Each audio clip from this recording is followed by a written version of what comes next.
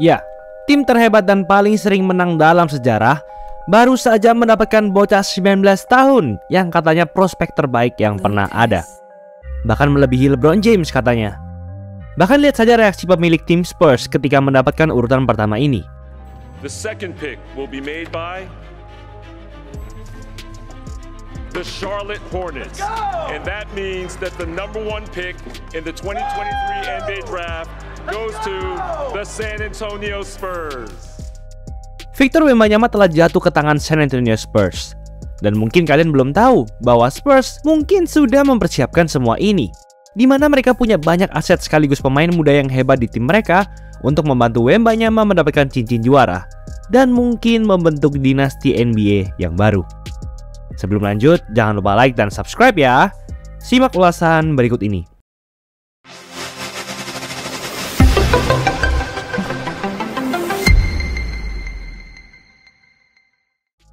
Victor Wembanyama, pebasket bertinggi 226 cm, dikatakan sebagai calon pebasket terhebat yang pernah ada.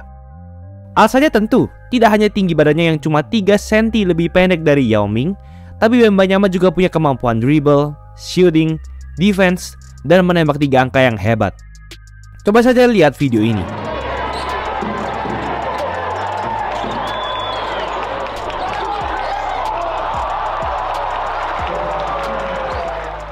Gimana caranya orang setinggi hampir 2,3 meter nembak 3 angka tiba-tiba nge-put back dunk tembakannya sendiri?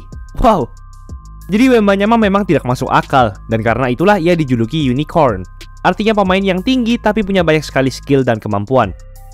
Tapi gue nggak mau bahas lebih dalam mengenai biografi Wembanyama karena sudah pernah gue bahas di video gue yang sebelumnya. Dan gue mau membahas lebih ke masa depan Spurs. Oke, buat kalian yang belum tahu, Spurs adalah tim yang paling hebat dari seluruh tim NBA dalam sejarah. Memang musim ini mereka tidak masuk playoff, tapi menurut laman StatNews, Spurs adalah tim dengan persentase kemenangan tertinggi dari semua tim dalam sejarah, yaitu sebesar 60,3%. Dari 3.785 pertandingan yang pernah dimainkan tim Spurs, mereka menang 60%-nya. Padahal Spurs cuma dalam tanda kutip pernah 5 kali juara. Persentase itu melebihi Celtics di urutan kedua dengan persentase 59,2%, meski dengan 17 cincin juara ketika video ini dibuat, dan Lakers dengan persentase kemenangan 59,2%, yang juga punya 17 cincin juara ketika video ini dibuat. Artinya, meskipun San Antonio Spurs tidak sesering juara seperti Celtics dan Lakers, tapi mereka hampir selalu masuk playoff setiap tahun. Spurs sempat 22 tahun berturut-turut masuk playoff, 22 tahun, dari 1998 hingga 2019. Semua ini dimulai dari hal yang sama yang terjadi pada 1997, di mana Spurs mendapatkan peringkat 1 pada NBA Draft 1997. Di saat itu muncul satu nama yang dikatakan sebagai calon pemain atau prospek terbaik NBA dalam dekade itu, namanya Tim Duncan. 2 tahun sebelum di draft pun, Duncan sudah terkenal, bahkan dikatakan kalau ia pergi setahun lebih dulu ke NBA dan mengikuti NBA Draft 1996, angkatan draft NBA terhebat yang pernah ada, ia yang akan di draft di peringkat 1, bukan Allen Iverson. Musim tepat sebelum Duncan masuk, Spurs adalah tim yang cupu dan tidak pernah juara.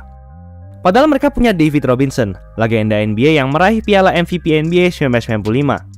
Robinson juga adalah pemain yang didraft di pick nomor 1 NBA Draft 1987. Mereka hanya menang 20 kali dari total 82 kali bertanding pada musim 1996-1997. Musim itu adalah musim pertama pelatih Greg Popovich menjadi pelatih utama. Jadi karir Popovich masih sangat diragukan. Namun ya, sejak tim Duncan masuk, tim ini seketika berubah. Dalam waktu setahun, dari yang cuma menang 20 pertandingan dan salah satu yang tercupu di NBA, jadi menang 56 pertandingan dan melaju ke peringkat 5 playoff.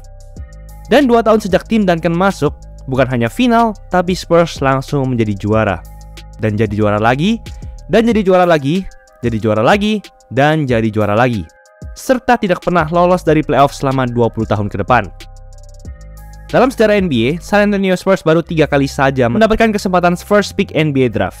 2 di antaranya menjadi legenda NBA. Dan ya, kesempatan ketiga Spurs datang lagi tahun ini.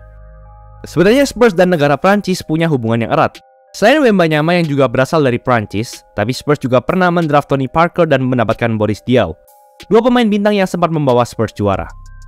Banyak yang bilang bahwa keputusan Spurs musim lalu untuk men-trade DeJounte Murray ke Hawks adalah keputusan yang buruk. Tapi justru di sanalah kuncinya, karena Spurs mendapatkan banyak sekali aset dari trade tersebut. Dan mungkin kalau ada Dejounte Murray, Spurs akan lebih banyak menang pertandingan musim ini. Dan kesempatan untuk mendapatkan Wembanyama di draft ini justru akan merosot. Sebenarnya kesempatan Spurs mengambil Wembanyama bukan 100% sih. Ya, cuma 99% lah ya.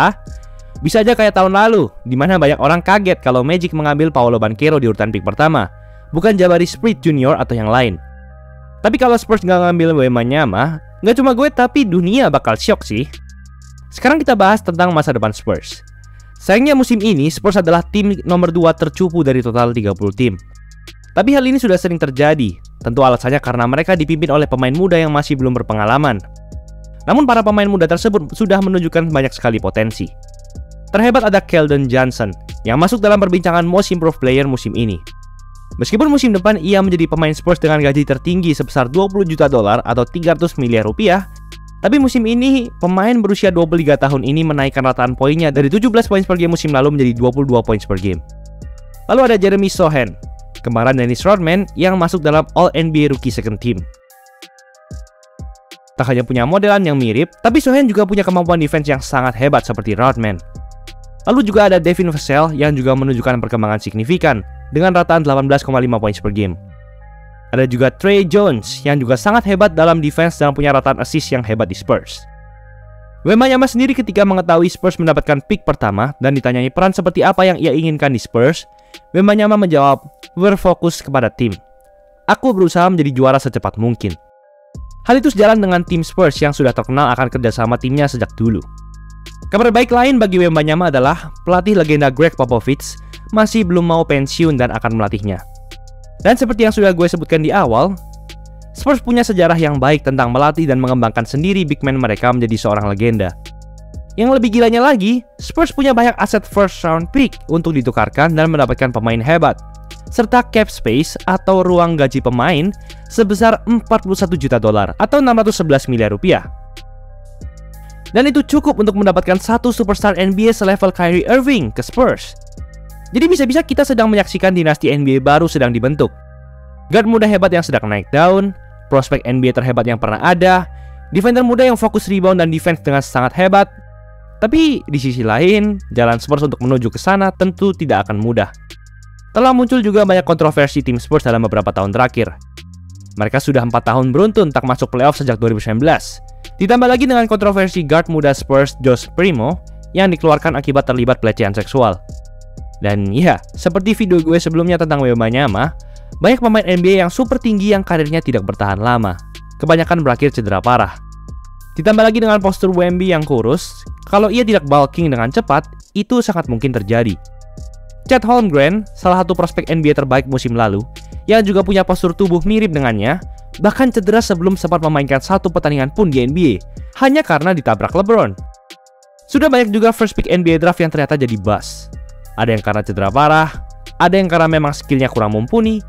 Jadi kalau sampai Wemby, panggilan Wembanyama ternyata flop, sebagai bocah 19 tahun, dia bakal kasihan banget. Karena ekspektasi dunia maya sudah sangat bahkan terlalu tinggi bagi dirinya. Kalau prediksi gue sendiri, musim pertama Wemby, Spurs nggak akan langsung jadi tim yang super hebat, karena belum ada superstar veteran lain di tim ini ketika video ini dibuat. Tak seperti tim Duncan yang sudah punya David Robinson ketika ia masuk. Mungkin bakal seperti Stephen Curry dan Warriors yang harus menunggu beberapa tahun proses jatuh bangun hingga jadi juara. Tapi menurut kalian sendiri gimana guys? Apakah kita akan melihat dinasti baru lagi setelah ini?